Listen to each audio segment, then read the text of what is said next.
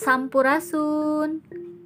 Tepang deui urang dina pangajaran bahasa Sunda di kelas 8. Pangajaran anu kahiji urang bakal diajar ngeunaan biantara Sunda.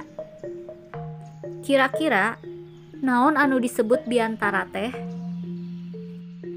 Biantara atawa anu biasa disebut pidato. Maham biantara.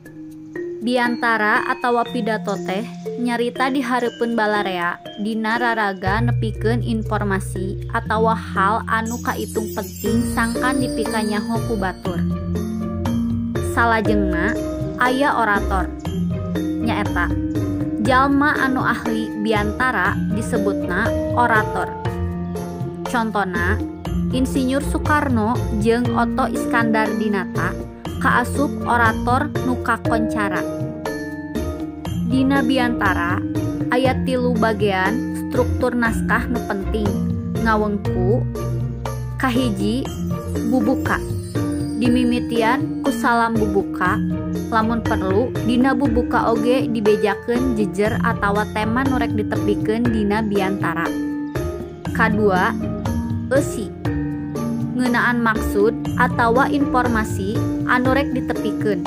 Sifatna bisa mere beja, ngageuing, mere pituduh, jeung saterusna. Katilu, panutup. Pamungkas biantara nu eusina kacindekan jeung saran-saran. Satuluyna dipungkas ku salam panutup. Conto bubuka dina biantara. Assalamualaikum warahmatullahi wabarakatuh.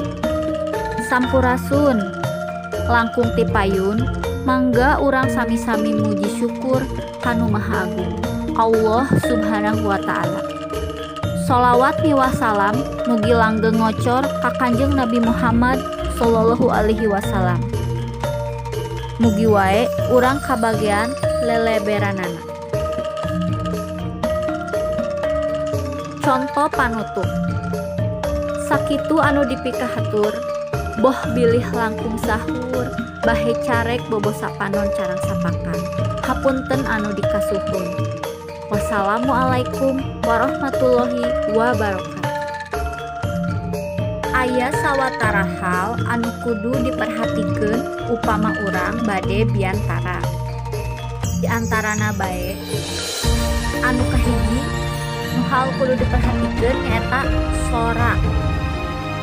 Biasana sora urang kudu bedas sangkan kadenge ku balarea nu aya di dinya sarta bentes deui dina ngedalkeun kekecapanana. Nu kadua aya lentong. Lentongna kudu merenah sakumaha ilaharna lentong bahasa Sunda. Anu katilu aya wirahma. Wirahma teh patalina jeung anca gancangna sarta tarik halonna sora dina nyarita. Nu kaopat aya nada. Nada aya patalina jeung eusi unggal bagian dina biantara. Anu kalima aya paroman. Paroman atawa pasemon dina biantara oge kudu diluyukeun jeung eusi biantara nu rek dikedalkeun. Terakhir kagenep aya pasang peta. Pasang peta dina biantara mah teu perlu kaleuleuvih anu biasa disebut mimik wajah atawa gestur tubuh dina bahasa Indonesia. Mun sakitu materi biantara anu tiasa didugikeun ku simkuring. Saninten buah saninten dibantun kaparapatan, hapunten abi hapunten bilih aya kalepatan. Hatur nuhun kasadayana. Wassalamualaikum warahmatullahi wabarakatuh.